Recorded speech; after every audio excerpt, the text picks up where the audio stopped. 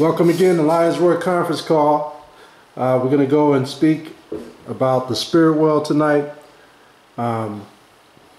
This is a needed topic, as all the topics that we speak about, they're all needed.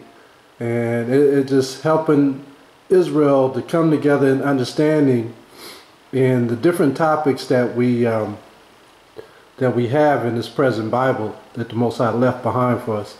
There's many topics to go over in this Bible that we could choose. You know, I mean, we could, like I spoke earlier, we could speak about Hamashiach Yahushua. We could talk about, you know, arithmetic. We could talk about the spirit.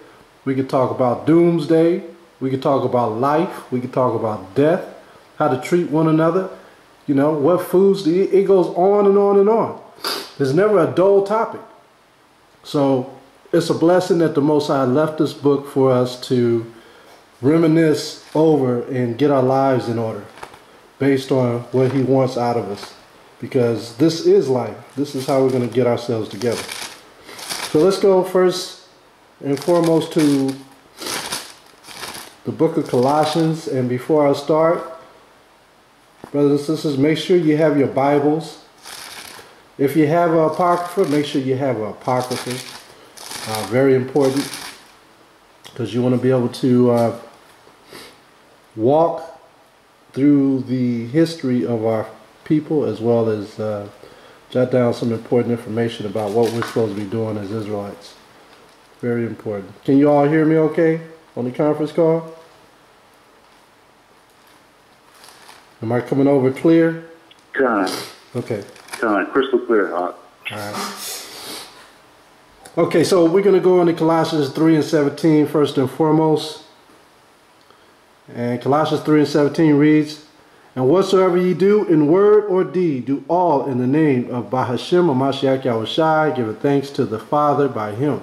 Everything is done by the Father first, the Son second. And the Son has the authority to carry out the Father's will. So we follow the Son in order to get things right. The Son was in the past with us, and He is now in the future with us. He came to do the Father's will then as the destroyer of Israel. He came back on the earth to redeem His people, to show us salvation. And now when He returns, He's going to return to bring more destruction and redeem His people. This is what the Most High set up the Hamashiach Yahushua for. Okay, so Colossians 1 and 26, let's go there.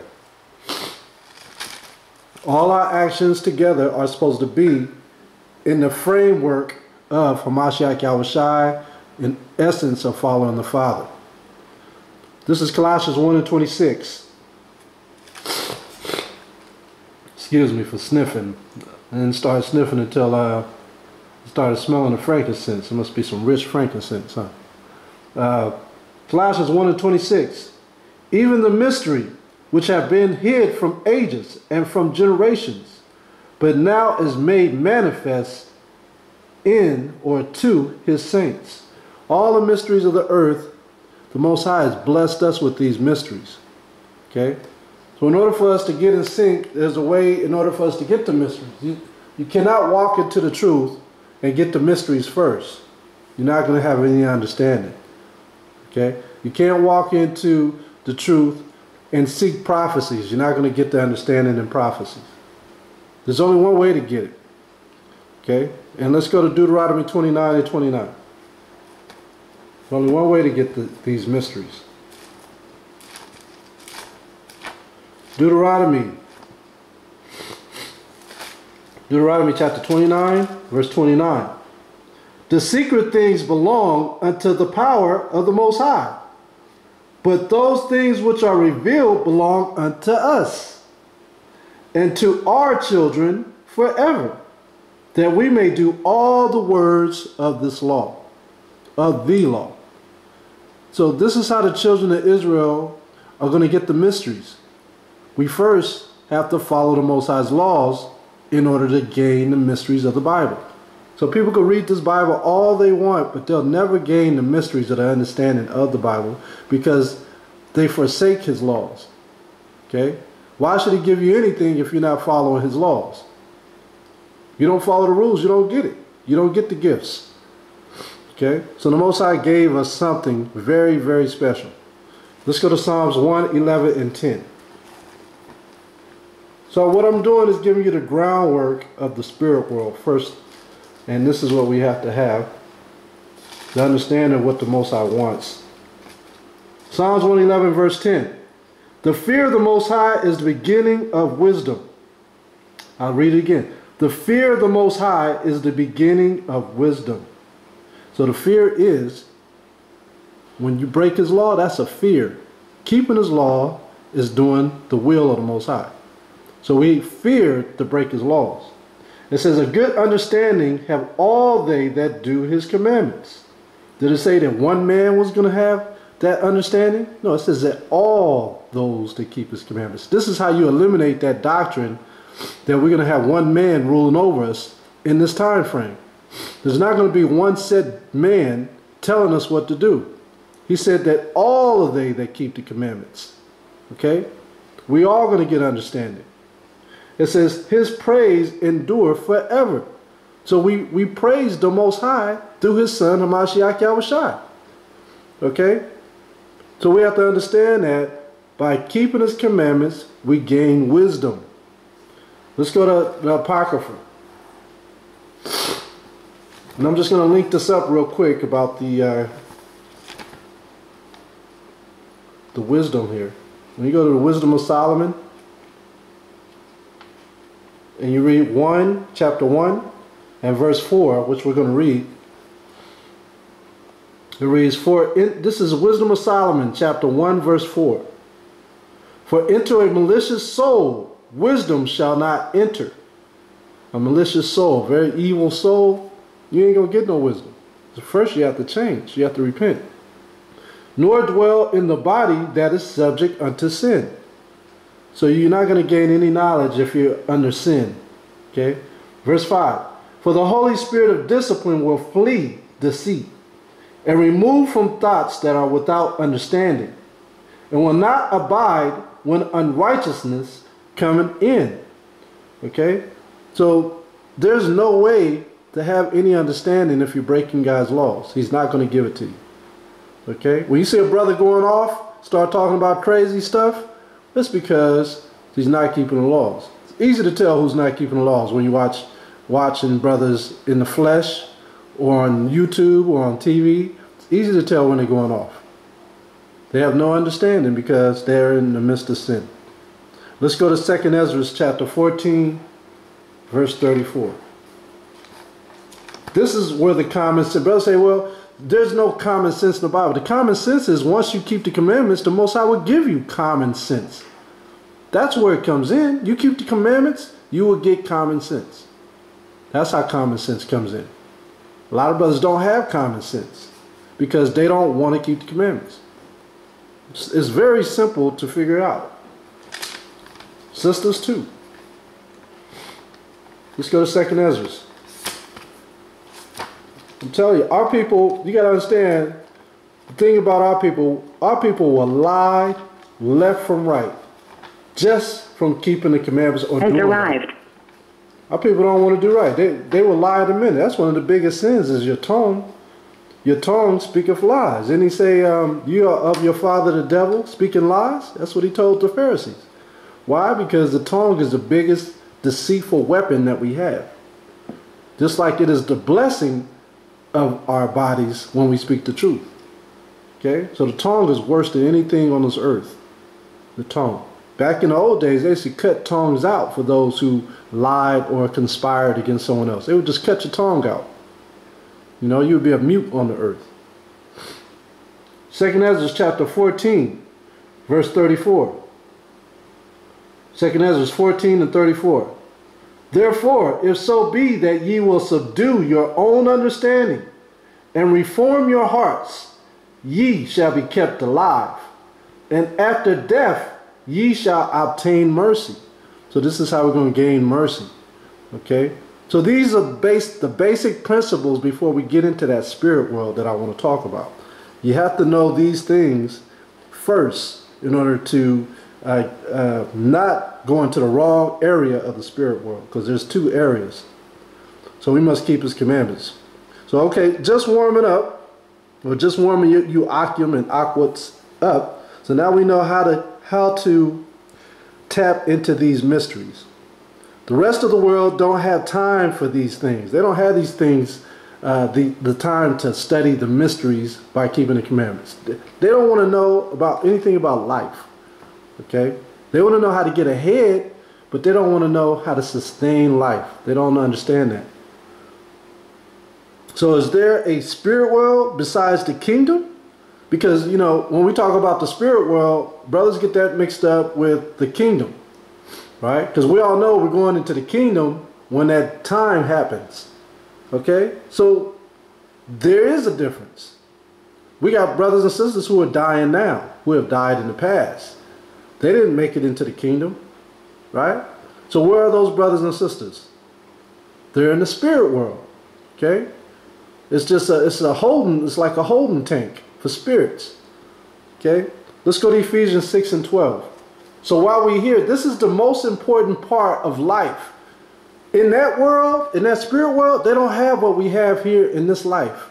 Even though we're being tested on a daily basis, this is the best place to be, where we're living today, on the earth. All spirits want to be where we are right now. You understand? It's not in death, like pastors say, oh, he's in a better place now, he's at rest. That's not the best place to be. The best place is to be right here. The Most High uses you on this side of the fence, not on the other side. He can't use you once you go over there. You're done. This is the best place to be. That's why we tell brothers, start teaching His word. All right? And you sisters and children, we got to start teaching the Most High's word. This is the best place to be. Not in Babylon, but in this body on earth. Okay? Does that make sense to you, brothers and sisters? Let's go to Ephesians 6. Yeah, we're catching hell, but this is the best place to be. Not America, when I say best place to be. In this body, teaching our brothers and sisters. That's the best place to be. Ephesians 6 and 12. Ephesians chapter 6, verse 12. For we wrestle not against flesh and blood, but against principalities, against powers, against the rulers of the darkness of this world, against spiritual wickedness in high places. Okay, so in this body, we are going to be tested by not only things in the spirit world, because we're tempted by things in the spirit world as well, but also things in the physical realm. We're going to be tested. Okay? So we have to understand what our temptations are and how to refrain from breaking down in this particular body. So we must keep the commandments. All right? Let's go to Ezekiel 18 and 4. And I'm kind of going fast because we got a lot of material to cover. Again, I'll say it again. But I want to get to it. Let's go to Ezekiel 18 and 4. Excuse me. Ezekiel 18 verse 4. The Most High says, behold, all souls are mine. As the soul of the Father, so also the soul of the Son is mine. The soul that sinneth, it shall die. All right, so this is very important. So he's telling us, you stay in sin, even though I give you mercy. When your body finally extinguishes itself, your soul is done if you're in sin. It's done. Okay? Let's go to Colossians 1 and 16. You know, we're always worried about, oh, what happened to our family members? And what about those who didn't get the truth before us? And, you know what? They had their chance. They had their chance. You cannot be worried about that. You got to be worried about this generation. You have to be worried about now. This is what you have to be worried about now. Okay? Colossians 1 and 16. That's harsh for a lot of people. Very harsh. They love their family members. Has arrived. You know, they love their family members and they want their family members to go into the kingdom too. But these are the things, like I said, there's a kingdom and then there's the spirit world. Two different places. Colossians 1 and 16, and a lot of them are not going to make it into one side of the spirit world. Colossians 1 and 16. For by him were all things created that are in heaven and that are in earth, visible and invisible, whether they be thrones or dominions or principalities or powers. All things were created by him and for him. Okay, I read again. For by him were all things created that are in heaven and that are in earth. So remember what I said before? This is the most important place to be, on this side of the fence. Not in the spirit world, on this side of the fence. Because you can make a difference on this side of the fence. Okay? So, Hamashiach Yahushai is the worker for the Most High. He created all things using his Father's sword. Okay? So you can understand. He used the Father's sword to fix all things. Okay? So let's go to Ecclesiastes chapter 12, verse 7. Now let's see what the Spirit says. So now we know what we're supposed to do to maintain ourselves. We know who created all things. We know who everyone's soul belongs to, which is the Father, because he created all things. Now let's see what happens to the Spirit. Ecclesiastes chapter 12, verse 7. Then shall the dust return to the earth as it was, and the Spirit shall return unto the Most High who gave it. So where did the Spirit go to? Back to whom created it. The Most High created all things. So where are you going to go? Back to where the Most High created you. If the Most High created you to be a certain way and you're not that way, the Most High has a place for you to go. Because believe me, you're not going to go back to the Most High when you're evil as hell. Excuse my French. But you're not going back to him if you didn't do anything he told you to do. Why would he have you come back to him? Let's go to Psalms chapter 104, verse 29. Psalms chapter 104,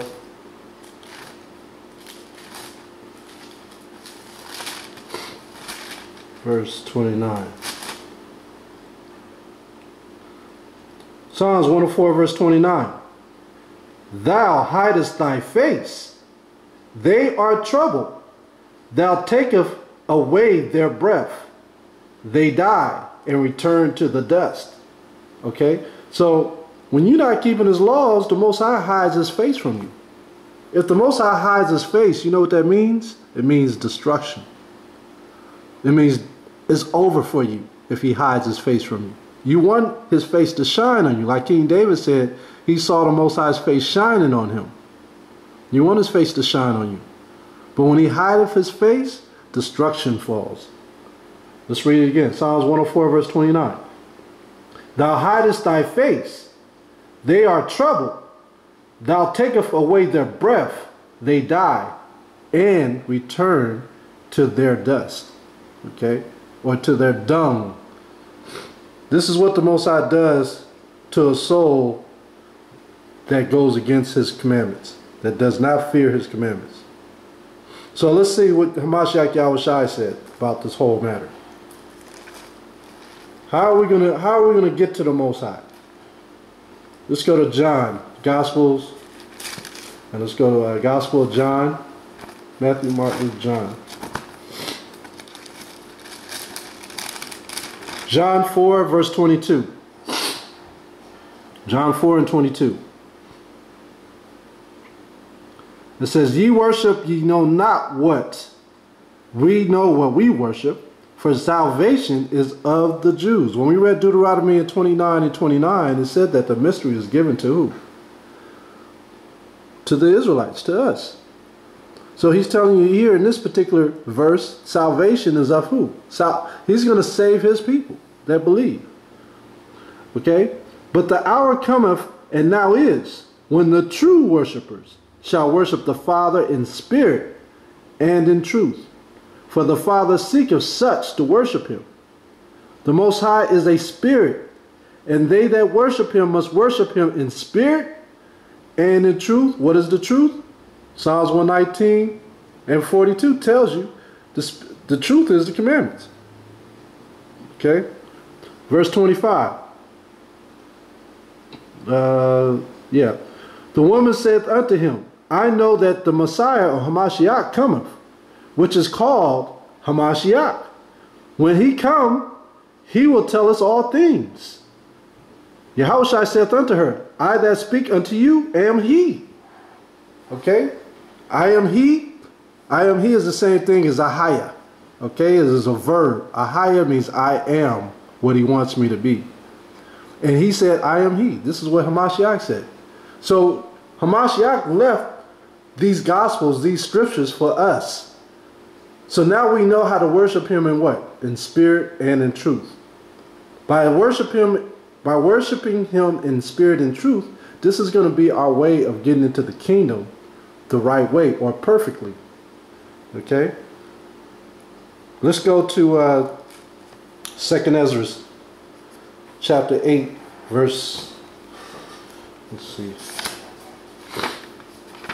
2nd Ezra chapter 8 verse 26.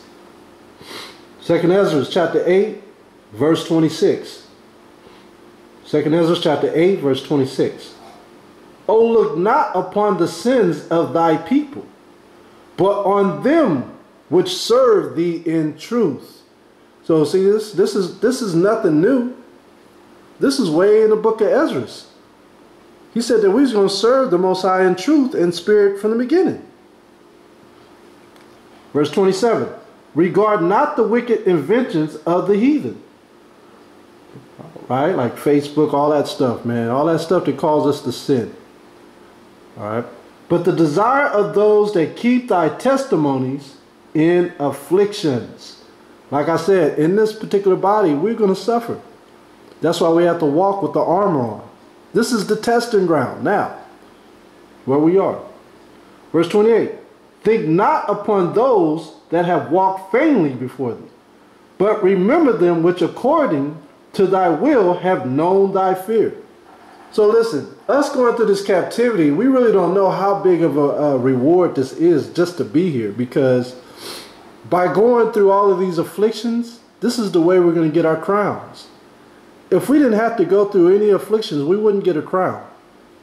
Okay? The Most High is purging us through the flames, and he's showing us the proper way on retrieving everlasting life and being worthy of it. You're only worthy when you work for it. When you don't work for something, you're not worthy of it. It's just like you have a child and you keep giving this child money. That child ain't going to go out and get a job. They're not going to work. Just going to be a lazy bum. That child is not worthy of anything you get them. If you give them a new car, they will destroy that new car. If you give them an old used car, they'll appreciate it, because it'll be breaking down every 5 seconds. When they get a new car, they'll appreciate it. That's how the Most High is doing us right now in this captivity. He don't want to give us the best right now. We have to earn his trust. We have to fear his commandments. Right? When we get on the other side, then we're going to get that crown. We're going to appreciate what we get. This is what we have to do. And we have to have it in humility. That's why, brothers talking about they want this or they this and that. It's not about that right now. It's about being humble. Right? It's about working for something. We're working for it. Okay? All right, so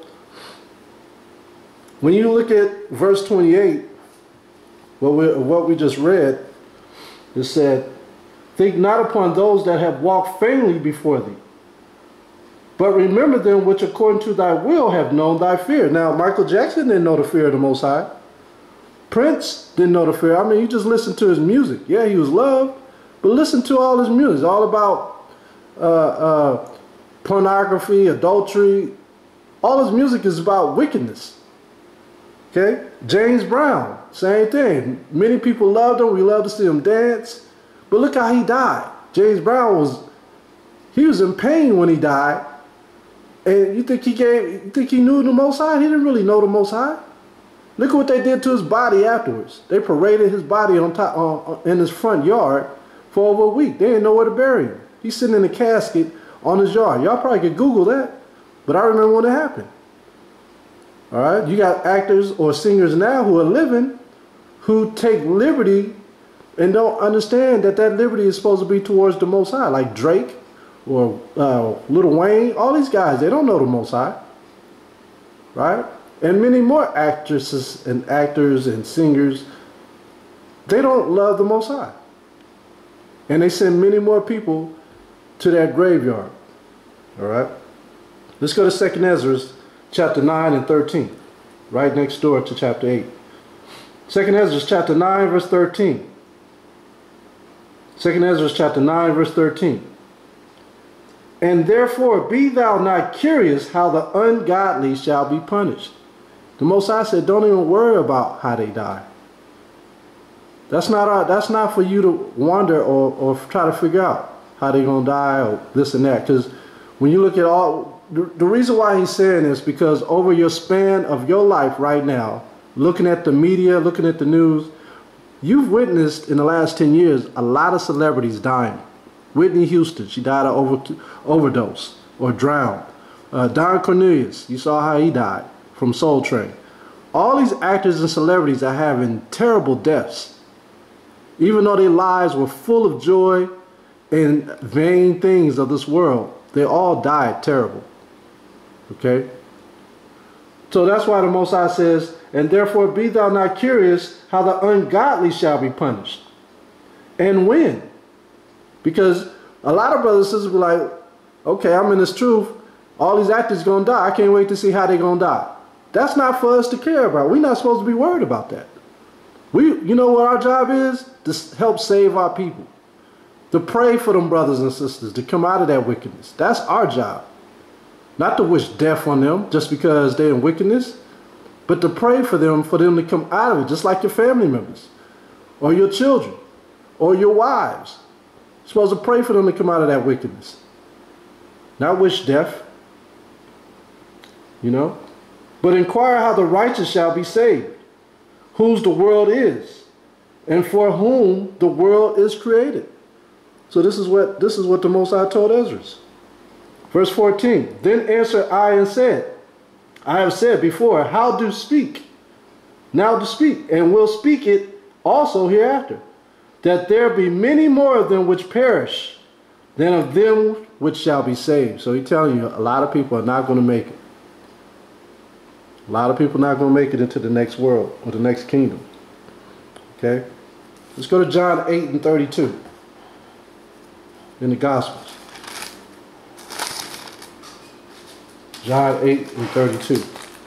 Brothers and sisters, know this one by heart. John chapter 8 verse 32. And ye shall know the truth, and the truth shall set you free. Okay? And when you read the next verse, it says, we be Abraham's seed. Okay? So, I mean, they tell you who's going to get the truth and how they're going to be set free. Right? They tell you that in the Old Testament by keeping the commandments. So, Abraham's seeds are going to be the ones who inherit everlasting life in the kingdom. Let's go to James 5 and 16. The book of James.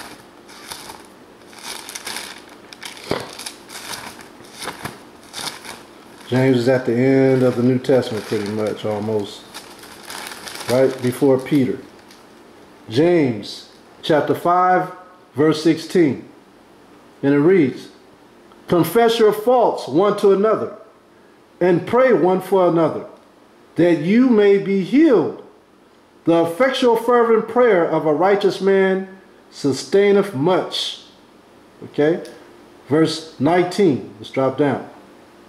Verse 19. Brethren, if any of you do err from the truth, and one convert him, let him know that he which converteth the sinner from the error of his way shall save a soul from death, and shall hide a multitude of sins. So this is what happens when you save one person's life. You hide a multitude of your own sins. That's why brothers and sisters really should be out there trying to help brothers. Because I know ain't none of us perfect. We try to be. But I know we got a lot of sins to cover. And if you want to help brothers cover sins, then you need to be out there teaching our people. some form of fashion, some way, somehow, handing out flyers, something. This is saving your butt as well. This goes into that Ezekiel 3 and 17, all the way down to 21. This goes into that. So he's telling you the same thing in a different way. So do not underestimate your spirit in its truth, whether ill or near death.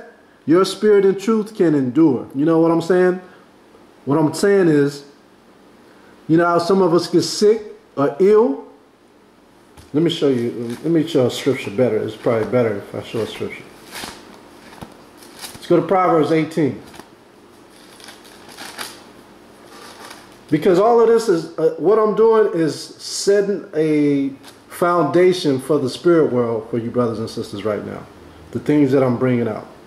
Proverbs 18 and 14. Proverbs 18 and 14. The spirit of a man will sustain his infirmity, but a wounded spirit can bear. Who can bear? I'll start over. I'll read just the first part. That's important. The spirit of a man will sustain his infirmity. What does that mean? Spirit of a man will sustain his infirmity. Remember Paul? Paul spoke when he had went into the third heaven. When he came back, he received an affliction in his side. Okay? Paul endured, even though he was hurting. Okay? This is what it means by endure in your infirmities. In this truth, things are going to happen to you, but you have to still endure. You may get in a car accident. You may lose your legs. You have to still endure. 2 Corinthians chapter 12, verse 7. Because all this is doing is preparing you for the kingdom. Listen, Satan has many ways of attacking you or attacking us. We have to always gird up our loins no matter what condition we're in, before we get into the next kingdom or before we enter into the spirit world. We have to always be ready. Okay? 2 Corinthians chapter 12, verse 7. And lest I should be exalted above measure through the abundance of the revelations, meaning things were being revealed to him, there was given to me a thorn in the flesh, the messenger of Satan to buffet me, lest I should be exalted above measure. Okay, so you got either stabbed or something. For this thing I besought the Lord thrice, I mean 3 times, that it might depart from me. He prayed to the Most High 3 times to remove this pain that he had on the side.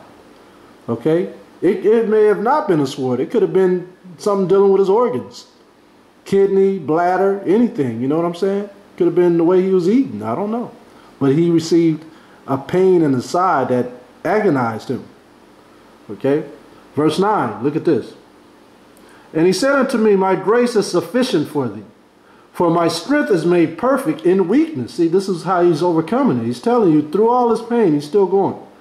Most gladly, therefore, I will rather glory in my infirmities, that the power of the Most High, or the power of Hamashiach, may rest upon me. Therefore, I take pleasure in infirmities, in reproaches, in necessities, in persecutions, in distress for Hamashiach's sake. For when I am weak, then I am strong. So he's telling you here, we gonna have to suffer in the infirmities too. There's gonna be problems we gonna have, man. You know, because you still can be a light to our people even in your infirmities. You know, you ever see people who are handicapped? That have the will to be a part of something great, like participating in the Olympics or some event of some sort. You know, this is where we must be in the spirit. Okay? We got to keep on moving. We can't stop. We got to keep trucking, man. Like the Maccabees or even Hamashiach Yahushua, when he got those lashes, when the Romans was beating him, he kept getting up. He kept getting up. Why was he doing that? Because everybody was watching. He was showing that he was strong in the truth. He was a testimony. Okay? This is also for you men of older age, man, because just because you're old, you don't think you can't do nothing no more. But the Most High wants you to show your strength even in your older age. You know, this is the key. I mean, when you look at Joshua, when he was 85 years old, it said when he was 85, he felt like he was 25. He felt like he was 45 when he was 85. He was ready to go to war. This is how we have to be as Israel. Even our old men got to show strength. Okay? This is what you are not to do. Let's go to Wisdom of Solomon, chapter 1. This is what you're not supposed to do. Wisdom of Solomon, chapter 1, verse 12. Look at this. Wisdom of Solomon, chapter 1, verse 12. Got it.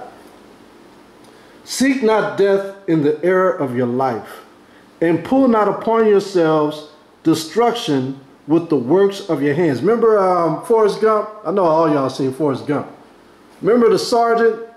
He wanted to die over in Vietnam. He got shot. He was like, just let me die. I want to die in honor. That wasn't honor. That was a coward. Okay? What did he have to live for? Nothing. That's what his forefathers did. They all died that way. But we have something greater. We have something to give. Okay? We have to make our peace with the Most High. Okay? We got to keep moving. It says, for the Most High made not death, neither hath he pleasure in the destruction of the living. See? Don't wish death on yourself. Some people, I had a couple of uncles who died hating the Most High because of the way their life went. They have been to church their whole life as Christians, and when they got to the end of their life, they started hating the Most High. You know, right on their deathbed. That's the wrong way to be. You know what I mean? Even though they were in Christian doctrine, you know, that's the wrong way to be.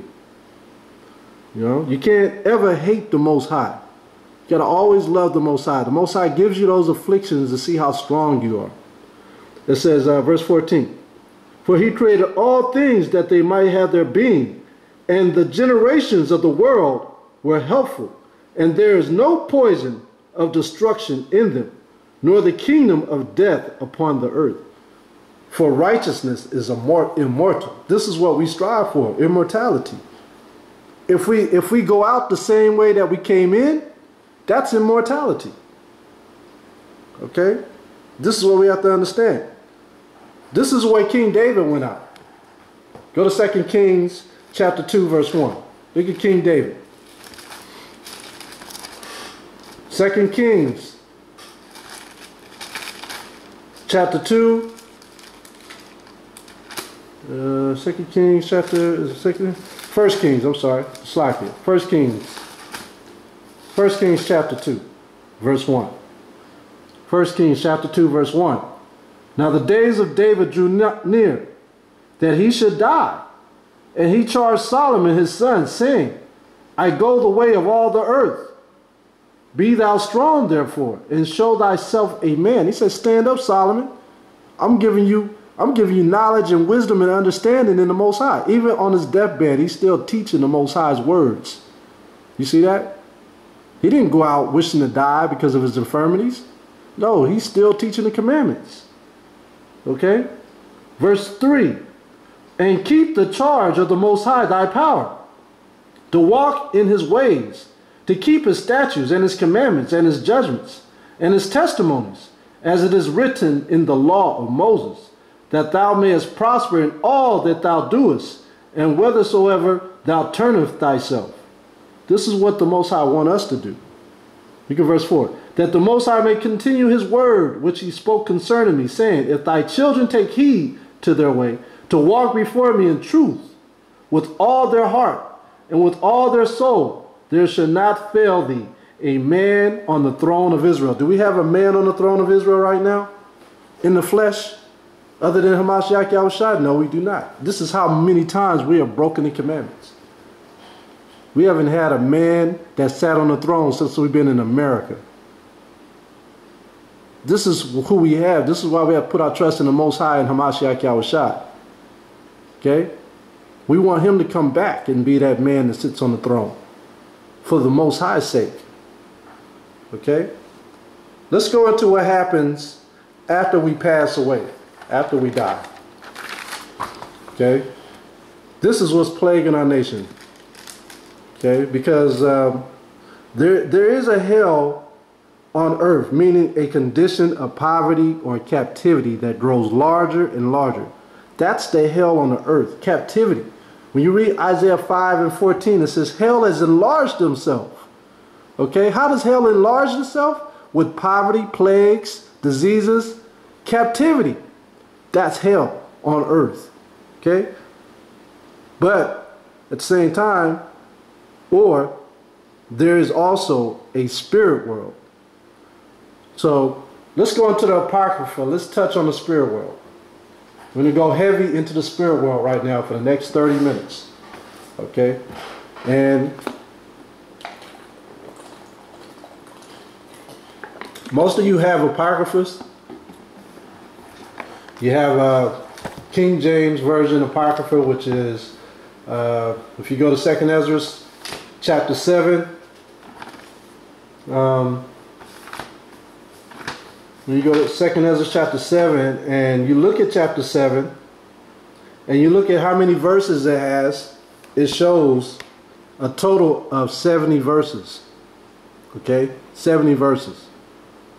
But when you do this research on King James, when he had a certain amount of men who did the Apocrypha, you can look in the Bible dictionary and it tells you Cambridge was one of the colleges that helped put the Apocrypha together. Okay? In Cambridge, I have a book called Cambridge Annotated Study Apocrypha. Okay? Written by Howard Clark Key. And this also came from Cambridge. Now, I spoke on how 2nd Ezra chapter 7 only has 70 verses, right? But in this Apocrypha, this Cambridge Study Guide Apocrypha, it has way more than just 70 verses. Okay? It has more than 70 verses. It has 140 verses. Why? Of course, Esau don't want you to know this part. This next part, from 70 to 142, it speaks about the spirit world. What happens to Israel. Okay? So I know most of you don't have this, so listen up. I'm going to read it to you. And I want you brothers and sisters to listen closely, because this may change your life, actually. Because it speaks about this also in the book of Luke, chapter 16. Hamashiach Yahushua was speaking of the same thing when he's talking about the rich man and the poor man. Okay, so I'm going to start off reading verse 70. He answered me, this is 2nd Ezra chapter 7, verse 70.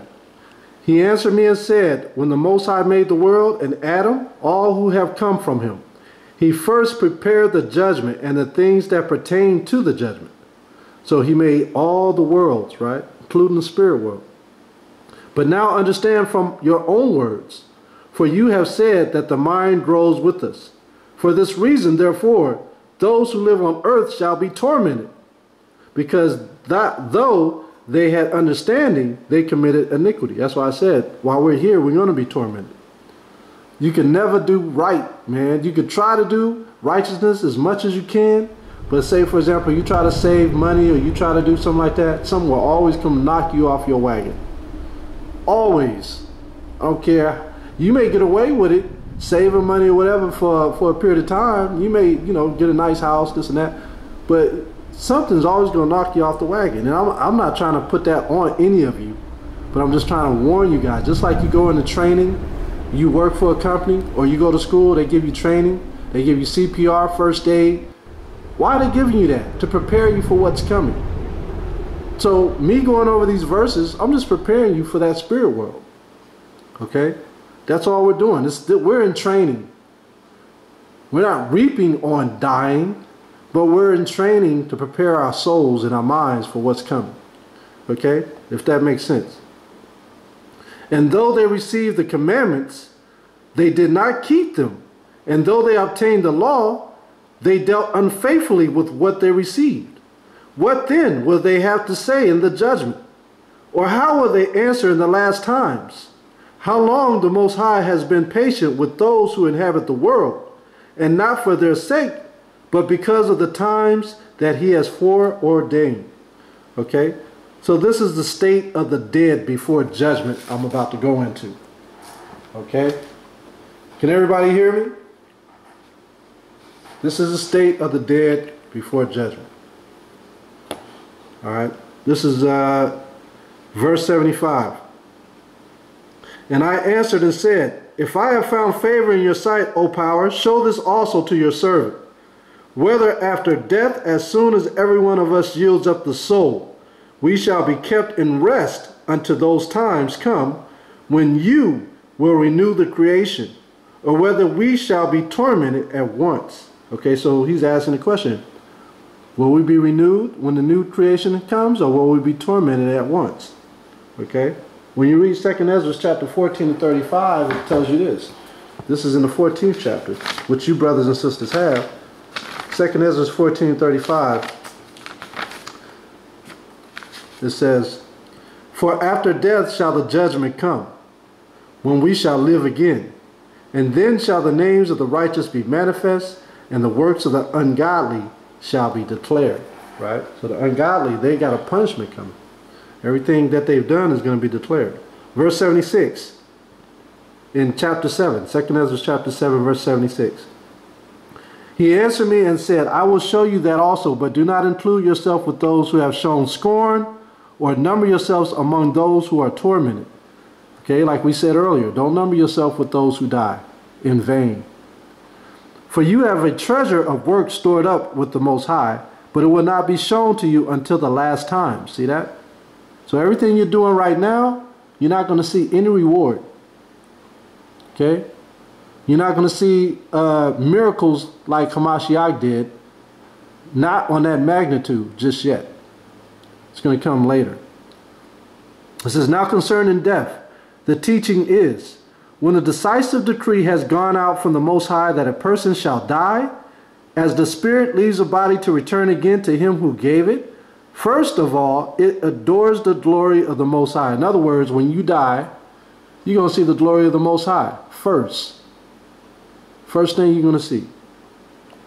If it is one of those who have shown scorn and have not kept the way of the Most High, who have despised his law and hated those who fear the Most High, such spirit shall not enter into habitations, but shall immediately wander about in torments, always grieving and sad in 7 ways.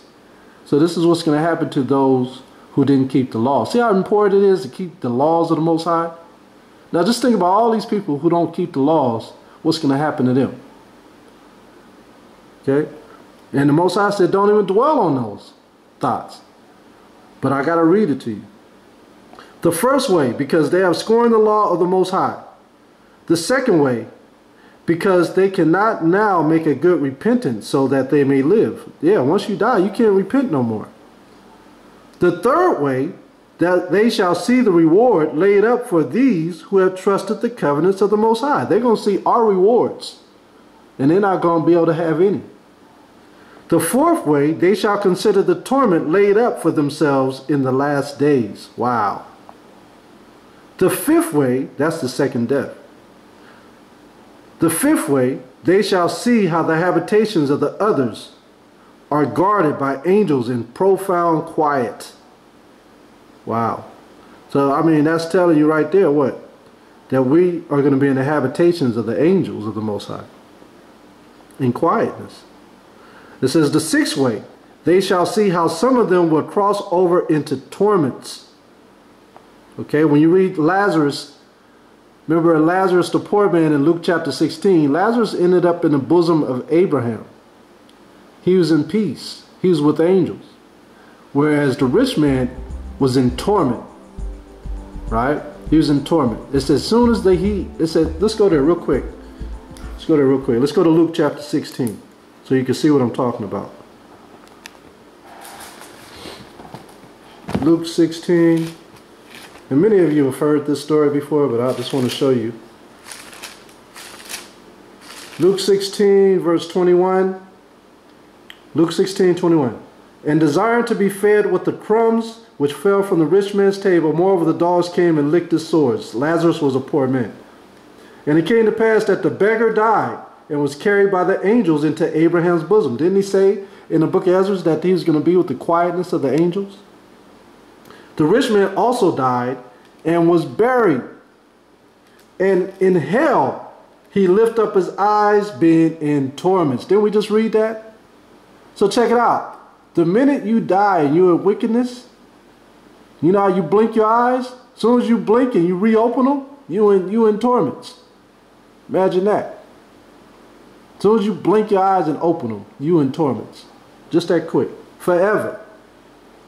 And seeth Abraham afar off and Lazarus in his bosom. But you know what? He still could see. He still understood who Lazarus was in the spirit world. He could still make out who Lazarus was. He had a familiarization of everything around him. Abraham, Lazarus. He understood where he was. You get what I'm saying? The spirit is just as much alive when it's dead than when it's alive here on the earth in the body. Okay? So I'm going to read 2 Ezra chapter 7 verse 30, 2 Ezra chapter 7 verse 87.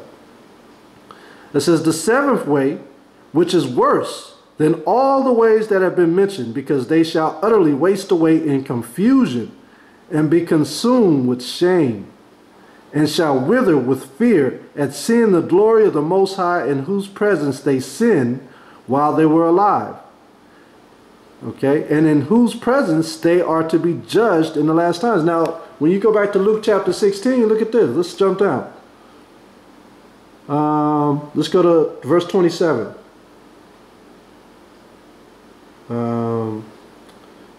Let's read 26. It says, and besides all this, between us and you there is a great gulf fixed, so that they which pass from hence to you cannot, neither can they pass to us that would come from thence. Then he said, I pray thee therefore, Father, that thou wouldest send him to my father's house. For I have 5 brethren, that he may testify unto them, lest they also come into the place of torment. Now he wants somebody to go tell his brethren. Because he remembered during his time he didn't keep the laws. Now he wants someone to go save his family. Okay? Listen what Abraham says. Verse 29. Abraham saith unto him, they have Moses and the prophets. Let them hear them. In other words, you ain't going back to tell your family members once you're in that tormented place. You know what we have? We have the Bible. That's why we say open your book and read. Moses and the prophets is in the Bible. Okay, verse 30. And he said, nay, Father Abraham, but if one went unto them from the dead, they will repent. Verse 31. And he said unto him, if they hear not Moses and the prophets, neither will they be persuaded, though one rose from the dead. So Abraham told him, look, man, you could rise from the dead. They still ain't going to believe it. It ain't going to make no sense. They already had the prophets. Okay? This is how stubborn our people are. We go out there, we teach our people. They don't want to listen. That's how stubborn they are. One of their own family members could die, go into that tormented place, and come back and tell them, and they still won't believe. That's how ignorant our people are. What are we supposed to do? Don't give up. The conference. Pray for them. Okay? Let's go to verse 88 in 2 Ezra chapter 7. 2 Ezra 7 and 88. Now this is the order of those who kept the ways of the Most High. When they shall be separated from the mortal body during the time that they lived in it, they laboriously served the Most High, and withstood danger every hour, so that they might keep the law of the lawgiver perfectly. Okay, this is what Paul was speaking about in 1 Corinthians. When you go to 1 Corinthians, let's go there real quick. 1 Corinthians chapter 15. So every day they fought to keep the Most High's laws. And this is what Paul did. When you read 1 Corinthians 15 and 31, it says, I protest by your rejoicing which I have in Hamashiach Yahushua our power. I die daily. If after the manner of men I have fought with beasts at Ephesus, what advantage it me if the dead rise not? Let us eat and drink, for tomorrow we die. Be not deceived. So he's telling you, look, we're going to be tested every hour. Every day we're going to be tested. So that's why you have to walk with the commandments. You go to a restaurant, They bring you a plate. You order a chicken sandwich. They bring the chicken sandwich. You open it up. See if bacon is on there. Because just because it doesn't mention bacon on the menu, you open up that sandwich and it got bacon on it. Right? By you doing that, guess what? You're walking circumspect. You're checking everything every hour. Nothing is slipping by you. Okay? So that's how we die daily. We constantly cleaning up our sins and checking our actions. Okay? Let's go to go back to 2 Ezra chapter 7, verse 90. 2 Ezra chapter 7, verse 90. Therefore, this is the teaching concerning them. First of all, they shall see what great joy the glory of him who receives them. For they shall have rest in 7 orders. The first order, because they have striving with great effort to overcome the evil thought that was formed with them. Right? That's self-control. So that it might not lead them astray from life into death. The second order, because they see the perplexity in which the souls of the ungodly wander and the punishment that awaits them. See, we know what punishment awaits us if we don't keep the Most High's laws. We already know. If we don't keep the laws, we go into destruction. Right? We got demons ready to leap on us if we stop keeping the commandments. Okay? So we have to walk circumspect. Verse 94. The third order, they see the witness that he who formed them bears concerning them, that throughout their life they kept the law with which they were entrusted. The fourth order, they understood the rest that they now enjoy, being gathered into their chambers and guarded by angels in profound quiet, and the glory waiting for them in the last days. So, both of these sides are awaiting what? Has arrived. Both of these sides are awaiting Revelation chapter 20, verse 12, Judgment Day. Both of these sides. That's what they're awaiting. Remember, this is the last captivity. So they're both awaiting that trumpet to be blown on that seventh plague. All right? So judgment to be brought in. Verse 96. Let's go to Revelation 20 and 12 so you can see what we're saying. Revelation chapter 20, verse 12. This is what all the spirits are awaiting right now. All those who have died in the past. As you can see, reading this and listening to what I'm reading, all he's talking about is keeping the commandments. Just think about all our people who didn't keep the commandments. It's a lot of people. Right? Revelation 20 and 12. Revelation 20 and 12. And I saw the dead. Now let's go to verse 11. And I saw a great white throne and him that sat on it, from whose face the earth and the heaven fled away. And there was found no place for them. And I saw the dead, small and great, stand before the Most High. These are Israelites. And the books were open. And another book was open. So you have the book of life, of your life, and you have the Bible. Those two books. Which is the book of life. And the dead were judged out of these things which were written in the books, according to their works. Now just think about these little kids that just got killed. If they didn't know the laws, they're going to be judged too. They're going to have to stand on that day too. Little babies going to have to stand. See, people don't think about that. All these children that were slain in the streets, that wasn't keeping the commandments, they're going to have to stand before the Most High on that great day and be judged based on not keeping the commandments. Okay? Verse 13. And the sea gave up the dead which were in it, and death and hell delivered up the dead which were in them. And they were judged, every man according to their works. What works? Keeping the laws, statutes, commandments, and charity. Verse 14. And death and hell were cast into the lake of fire. This is the second death. And whosoever was not found written in the book of life was cast into the lake of fire. Okay? This is where all these people are going. All right? And I'm saying all these people are going because the Most High told us not to label ourselves with them. So we're looking towards everlasting life. That's how we have to be focused. That we're going to make it. Okay? Let's go to verse where's that? 95. Second Ezra 7 and 95. It says, I read that. Let's go to Second Ezra 7 and 96. It says, the fifth order, they rejoice that they have now escaped what is corruptible, and shall inherit what is to come. And besides, they see the straits and toil from which they have been delivered, and the spacious liberty that they are to receive and enjoy in immortality. The sixth order, when it is shown them how their face is to shine like the sun. When you read 2nd Ezra, the 2nd, 3rd, and 4th chapter, it talks about the Israelites' faces shining like the sun and receiving thrones from the Hamashiach, or crowns from the most Hamashiach. And it says, and how they are to be made like the light of the stars, being incorruptible from then on. That's spoken of in Daniel chapter 12.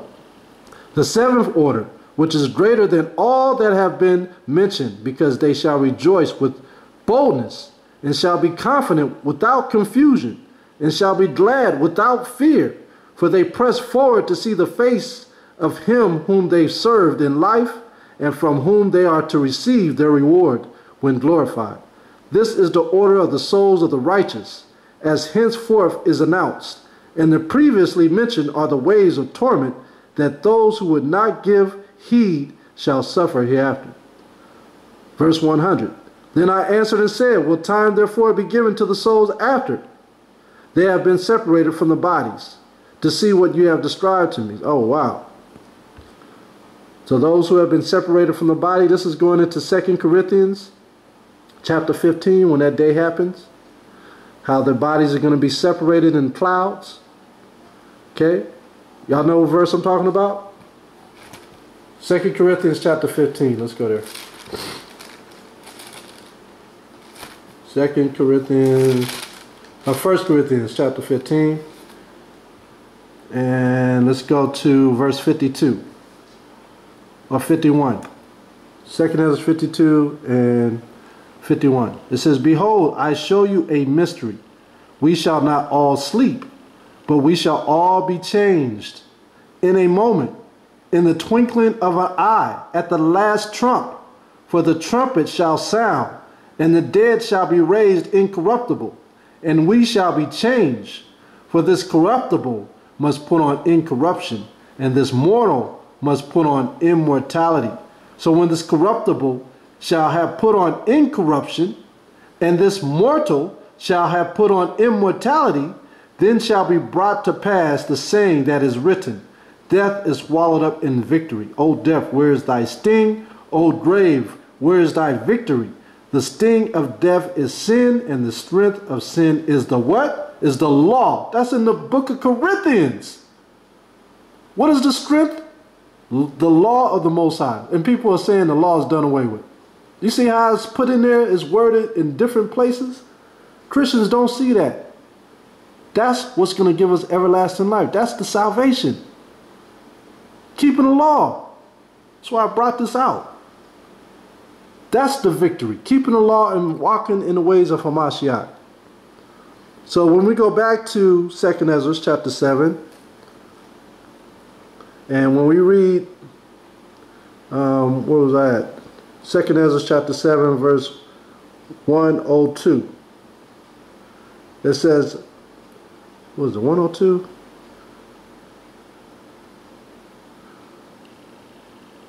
Hold on. Yeah, 101.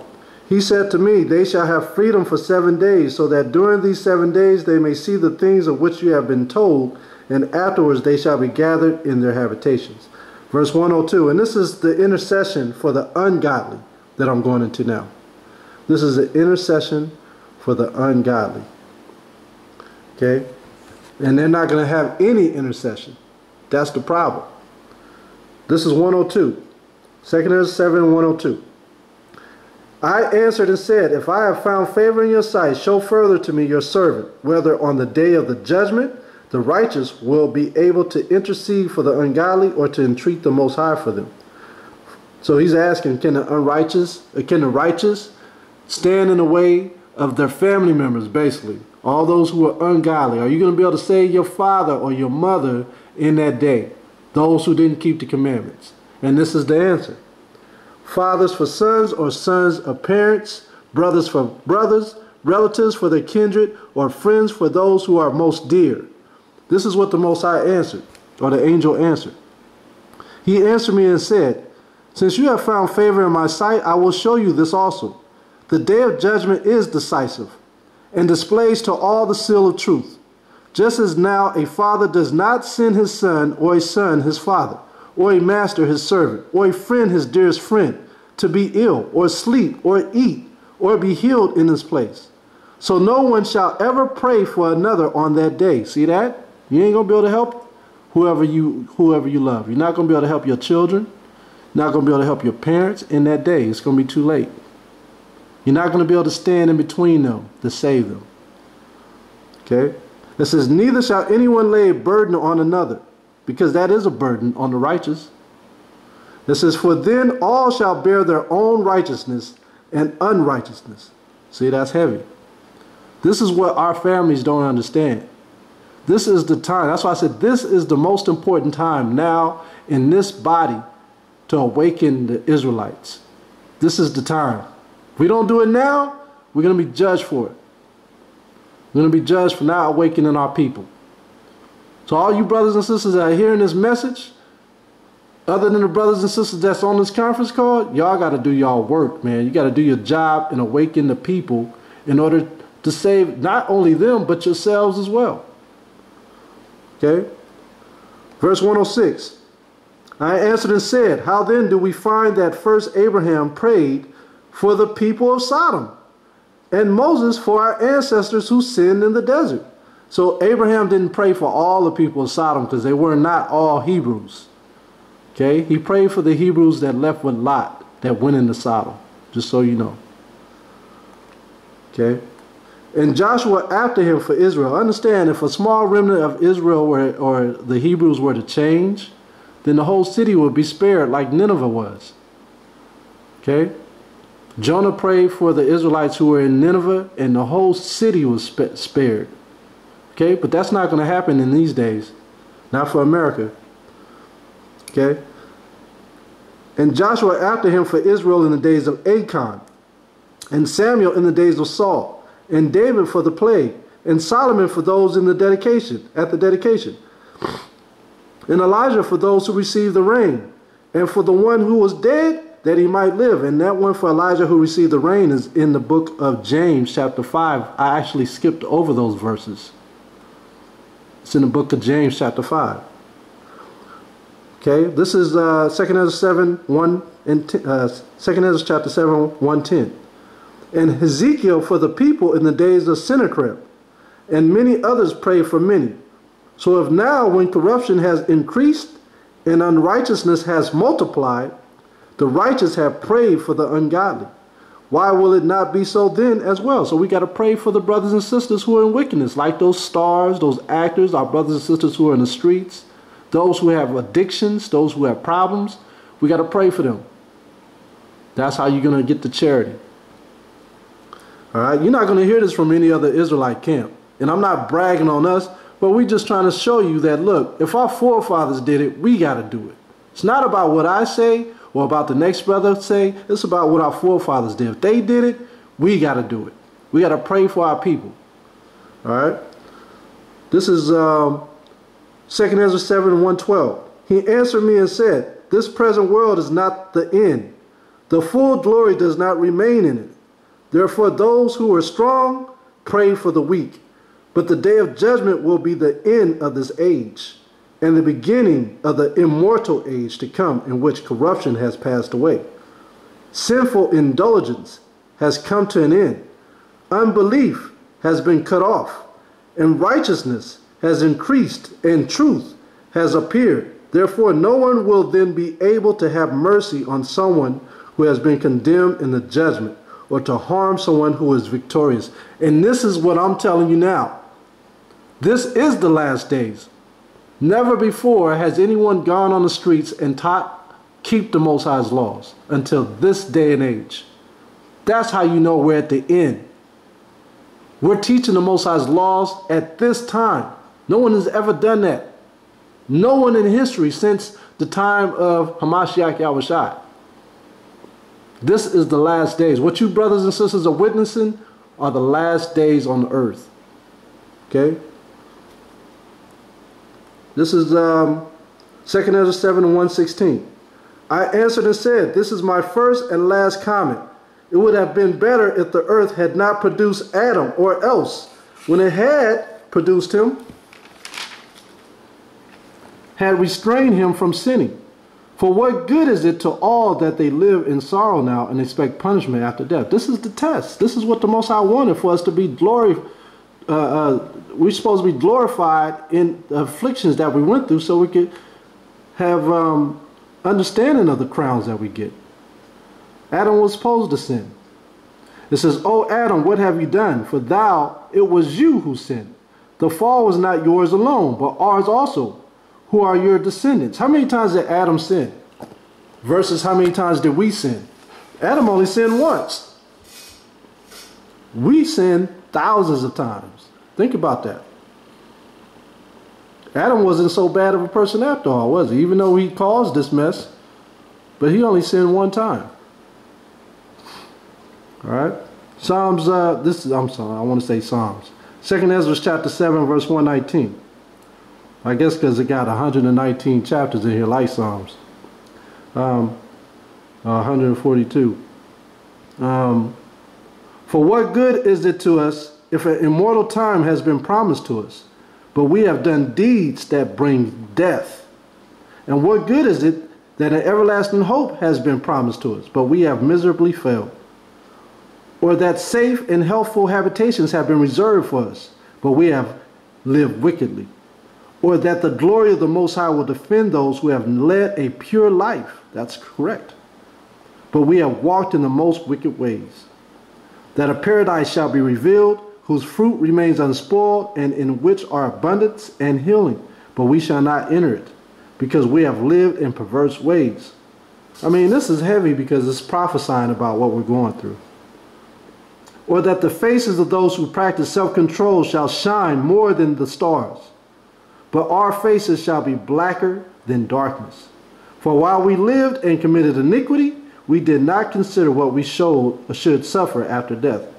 See, that's our people. They're not considering what's going to happen after death.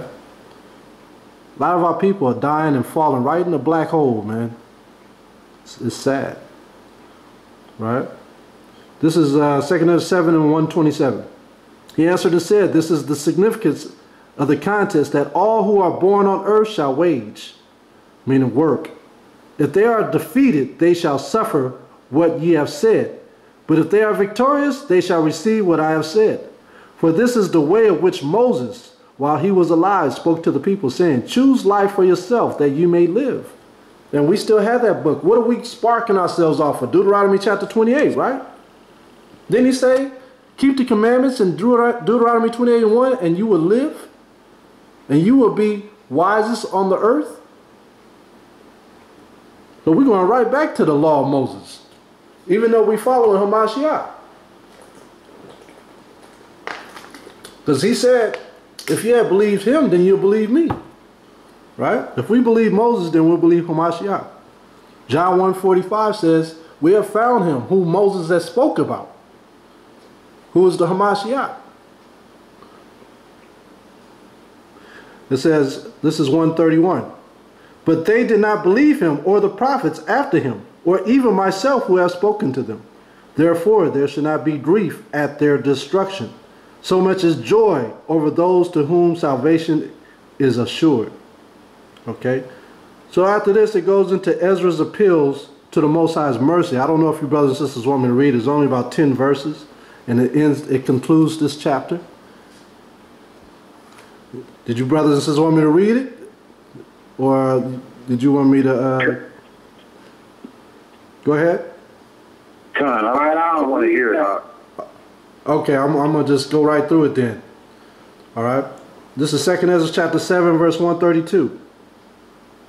I answered and said, I know, O power, that the Most High is now called merciful, because he has mercy on those who have not yet come into the world, and gracious, because he is gracious to those who turn in repentance to his law. That's where his glory and his graciousness come in. That's where you see grace. And patient, because he shows patience toward those who have sinned, since they are his own creatures. And remember who he loved. Who is the beloved? He says, Jacob have I loved, but Esau have I hated. We are his creatures. Jacob. It says, and bountiful, because he would rather give than take away. And abundant in compassion, because he makes his compassions abound more and more to those now living, and to those who are gone, and to those yet to come. In Psalms 119, verse 10, he speaks on that. Okay, he made a generation for that to come, and that's us. This is for if he did not make them abound, the world with those who inhabit it would not have life. And he is called the giver, because if he did not give out of his goodness, so that those who have committed iniquities might be relieved of them, not 1/10,000th of humankind could have life. And the judge, because if he did not pardon those who were created by his word, and blot out the multitude of their sins, there would probably be left only very few of the innumerable multitude. So who is the innumerable multitude?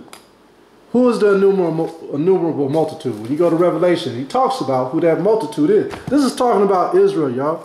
This ain't talking about nobody else. The Most High loves his people. That's why we're still here, because of our people. If we wasn't here, this place would be done. It'll be gone. All right? Don't be fooled what kind of power we got. Let's go to Revelation 7. Let's find out who the multitude is first before we close out. Revelation chapter 7, verse 9.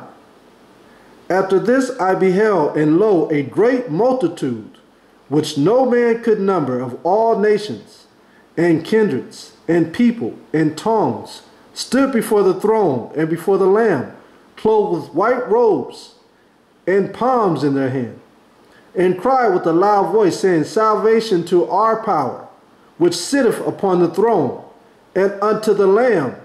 And all the angels stood round about the throne, and about the elders, and the four beasts, and fell before the throne on their faces, and worshipped the Most High, saying, Amen, blessing, and glory, and wisdom, and thanksgiving, and honor, and power, and might be unto our power forever and ever. Amen. This is what we're going to do. So it's telling you all the people who are going to be redeemed. It's going to be a multitude of us, an innumerable multitude. Let's bring out one more verse before we close. And we're going to go to Hosea 1 and 10. Hosea chapter 1, verse 10. Hosea chapter 1, verse 10. Hosea 1 and 10. Yet the number of the children of Israel shall be as the sand of the sea, which cannot be measured, nor numbered. And it shall come to pass that in the place where it was said unto them, Ye are not my people, where was that at? That was in Israel. Most High said, You ain't my people no more. But there it shall be said unto them. Where's the there? All the places that we've been scattered, we're coming back to the laws. These are the places we're going to be there. This is, there it shall be said unto them, Ye are the sons of the living power. Then shall the children of Judah and the children of Israel be gathered together, and appoint themselves one head, and they shall come up out of the land, for great shall be the day of Jezreel. So we're not going to appoint a head person until we come up out of this place, out of the four corners of the earth. We ain't appointing nobody right now. Nobody's going to be appointed the leader over Israel right now. Until when? Until that day, to that final day. So you have to read the scriptures to get understanding, Akim and Akwits. This is not the time to be setting up leaders. Our job is to come together as a people. Yes, we can teach one another. Importantly, teach one another. But we have to understand, look, we're all on the same level. We're all servants, man. All of us are servants. Our job is to teach. That's it. Okay? Yes, we could be elders. Yes, we could be servants. Yes, we could be deacons and apostles and bishops. But that doesn't put us over the flock as the leaders. Understand this. Mashiach Yahushua is that leader. Any comments? Any questions?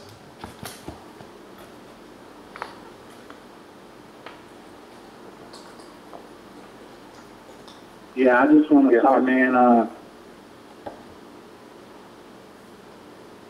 I just want to say that you are very right, and the Bible is so right when it talks about that we are a great number of people, and that I don't think we fully really recognize that, but our enemy does recognize that we are many people, because they train our mind every day with these TV shows with our people to keep us calm, because they know that we have that juice if we ever recognize that. That's my comment. Con, that's true. That's everything, man. Very true. They water us down with everything. Basically, they're pacifying us with TV and music. On the music channels, you hear mostly us, you know, sufficing all the nations. All the nations love our music. They love our TV shows. They love the gangster movies, you know, and that's how they keep us pacified, you know.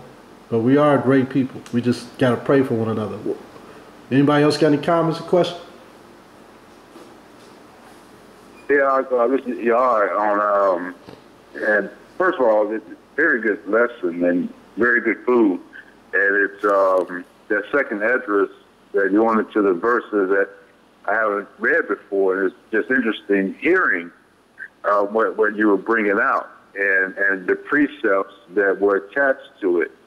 But I got the question that I have is going to Ecclesiastes, Okay. not the Apocryphal Ecclesiastes, but the Ecclesiastes chapter 9. I have a question about that, and how does that relate into what was brought out this evening? Okay. And that's chapter 9, verse 10. Okay. Please. And I can, What's that? That's Ecclesiastes chapter 9, verse 10. Okay. Ecclesiastes 9, verse 10. It says, whatsoever thy hand... And I have it. Go ahead. Go ahead. I'm sorry. I was... Go ahead. Okay. It says, whatsoever thy hand findeth to do, doeth with thy might. For there is no work, nor device, nor knowledge, nor wisdom in the grave, whither thou goest. That's true. So what is your question? So when you were speaking about that, like, so that's like the when the body dies, that verse is pertaining to, because you brought out some verses that in that second address, I'm not sure the actual verse, but it was between 70 and 132.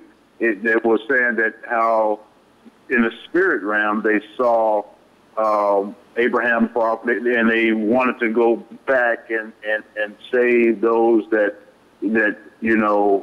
are trying to influence the ones that try to correct them and show them. But here it's saying that there's no wisdom, no knowledge. So is that speaking? The question is that speaking of when the flesh dies, that there's no more doing of those things, and it's not necessarily referring to the spiritual realm, because it'd be hard for me to understand what we just read or what you just went over unless you separate the two. Right. You follow the question I got? Right. When you read about Lazarus, when Mashiach rose him from the dead, did he remember anything? It doesn't speak on anything that Lazarus knew. And then it says that the dead know nothing when you read the scriptures. And this is true.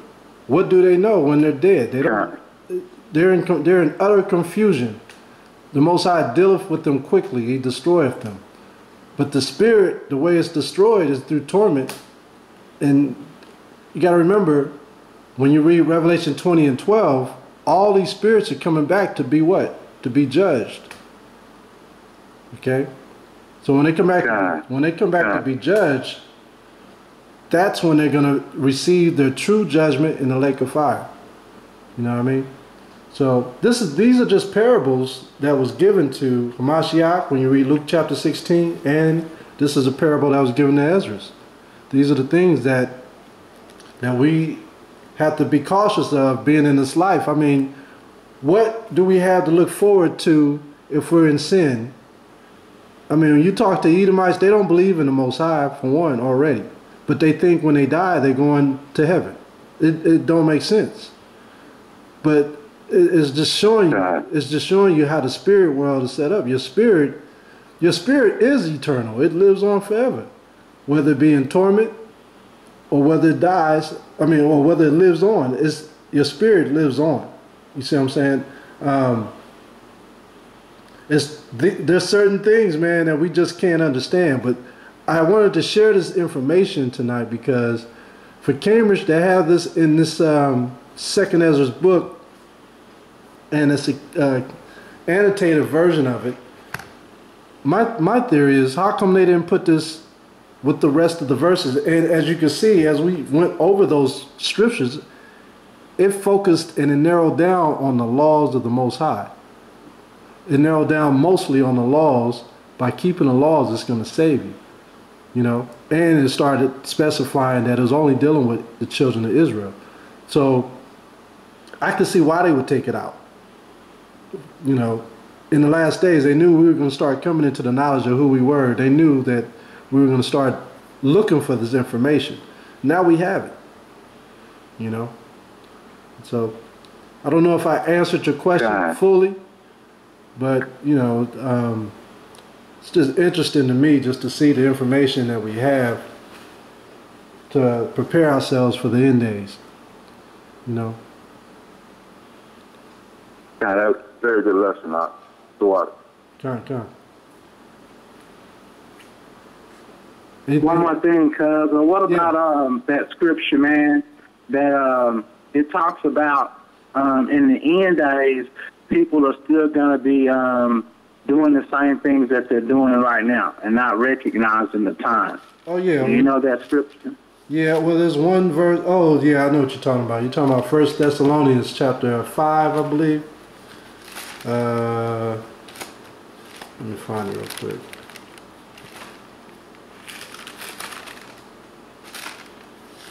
First Thessalonians. Maybe this is not what you're talking about, but 1 Thessalonians 5:1, it says, "But of the times and the seasons, brethren, ye have no need that I write unto you, for yourselves know perfectly that the day of the Most High so cometh as a thief in the night. For when they shall say peace and safety, then sudden destruction cometh upon them, as travail upon a woman with child, and they shall not escape. But you, brethren, are not in darkness, that day should overtake you as a thief. Ye are the children of light and the children of the day. We are not of the night nor of the darkness." Is that the one you were talking about? I had another verse in mind too when you said that. Okay. This is Revelation chapter 22. Revelation chapter 22, verse 10. And it says, "And he saith unto me, seal not the sayings of the prophecies of this book, for the time is at hand. He that is unjust, let him be unjust still. And he which is filthy, let him be filthy still. And he that is righteous, let him be righteous still. And he that is holy, let him be holy still. And behold, I come quickly, and my reward is with me, to give every man according as his work shall be." So those who are wicked are going to stay wicked. They ain't going to change. If they don't want to change or repent, they're going to stay wicked. He said, just let them be that way. That's why he said, warn a brother once, warn him twice, warn him 7 times 70. He don't change, let him stay wicked. They're going to be that way to the end. And they children too. Hopefully not. But I don't know if that's the verse you wanted. But that's what came to mind when you asked that question. Well, it tied into all of those, but that wasn't the exact one. I need to start reading a little bit more, man, to keep the numbers up on it. That's right. That's right.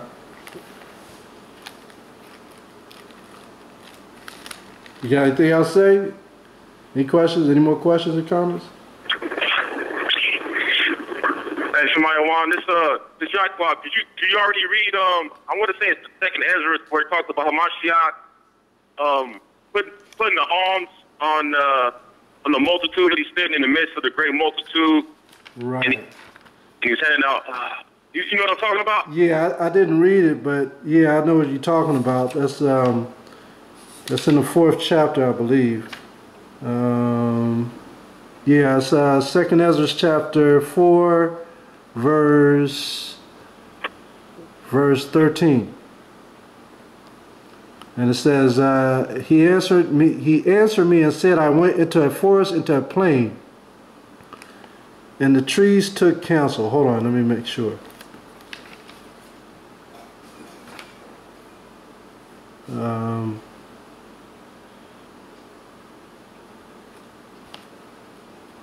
Just double checking real quick. I know what you're talking about, but I'm looking.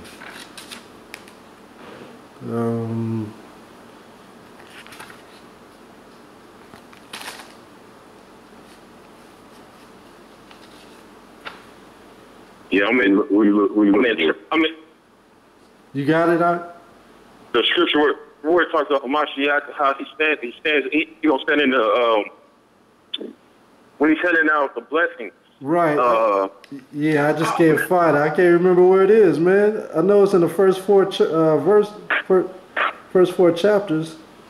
Because it ties right into what you was just teaching about. Right. I don't have my notes. I don't have my I'm in traffic right now. Let me see if I can look it up on my computer. Yeah. Because it talks about him being taller or bigger than everyone else, larger than taller than everyone else. Right. Yeah. Oh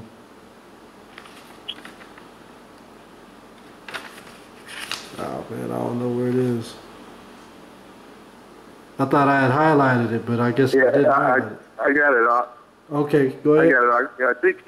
I think it's in 2nd Ezra chapter 2, and I'm not sure exactly where it starts, but I see the part in verse 41 and 42. It may have started before then, talking about that it could not number. And why would you find it? And I'll let you read it. Yeah, right here. Good looking. I think it started at verse 38, maybe. I got it at 41, somewhere in there. Yeah, I got it at 42. It says 2nd Ezra 2 and 42. Good looking. Ezra saw upon the Mount Zion and a great people, whom I could not number, and they all praised the Most High with songs. And in the midst of them there was a young man of high stature, taller than all the rest. That's it. And upon every one of their heads he set crowns, and was more exalted, which I marvel at greatly. This is a kicker. So I asked the angel and said, Sir, what are these? He said, Sir. He answered and said unto me, These be they that have put off the mortal clothing, and put on the immortal, and have confessed the name of the Most High.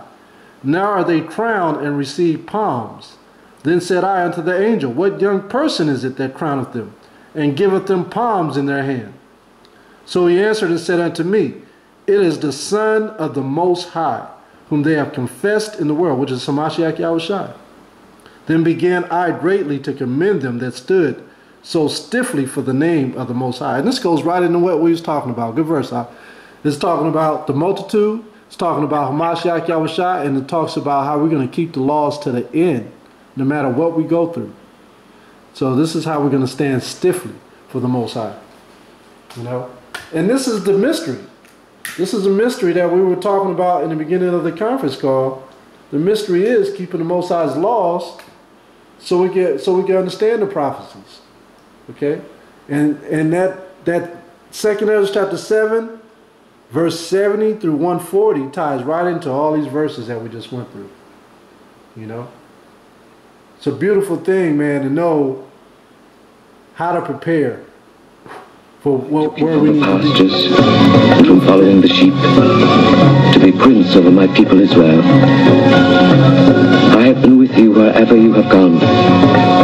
and have destroyed all the enemies in your path. I will make you a great name among the great ones of the earth. I will assign a place for my people in Israel. There I will plant them, and they shall dwell in their own land.